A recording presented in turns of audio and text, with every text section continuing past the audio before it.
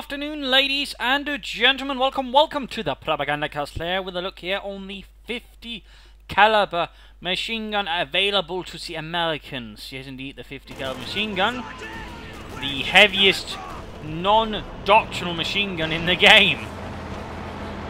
I mean, it's, well, rather remarkable being that, which overall means it's overall one of the more powerful when it comes to actually dealing damage to infantry.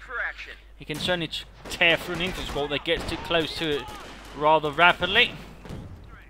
In that regard, I believe it's somewhere close to the MG42. In fact, range currently does a bit more damage than the MG42, in fact, more than most machine guns. What it also has is actually reasonably good penetration. Of course, it won't do much to tanks, but say versus light vehicles, that means that combined with its high rate of fire, it can actually tear through most vehicles, well, rapidly. Scout cars, Pumas, flak half-tracks for some as well can actually take a reasonable amount of damage from a 50 caliber machine gun, although if you want to take on a flak half-track, you're better off doing it from a building or something like that, otherwise the flak half-track will probably tear through the 50 caliber.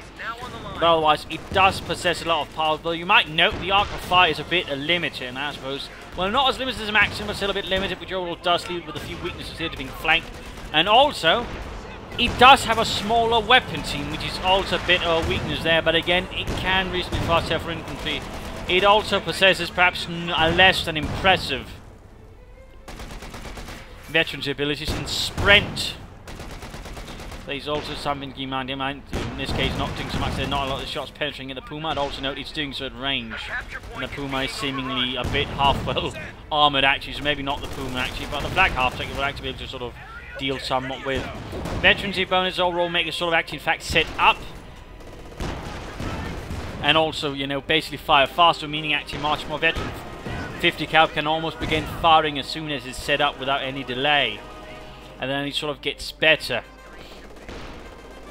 And it also gets a rather unique bonus, a veteran fee, which actually allows you to sort of reposition veteran buildings. So veteran 350 caliber building is actually a very strong foe to contend with. In that regard, I mean, it's a very powerful sort of heavy machine gun in many regards. And, well, that's really it as such. I mean, rather lacked any sort of more unique abilities than that, basically, besides power. And I suppose in that regard, it's a bit unique for the Americans, since a lot of their units do possess a lot more, you know, flexibility, a lot more ability. This is just, you know, power, and also more expensive than any other machine gun as well, and that's really it. So that is rather it for the 50 caliber. But overall, using it to sort of deny territory to your opponent is a good idea, since any infantry squad that tries to charge into it generally gets torn to tiny itty-bitty bits, which is overall, of course, what they don't want to happen. So overall, it's a very strong defensive weapon, can also be used offensively to keep your opponent's heads down and deny territory. Now again, 4-man squad means you have to be careful with it, because if there's one thing you don't want to happen is that your opponent gets his hands on a 50 caliber machine gun. So that is rather important to keep in mind with it.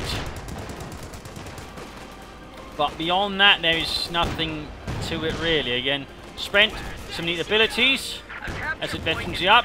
Reasonably good versus light vehicles, not versus the Puma, which is a heavier vehicle.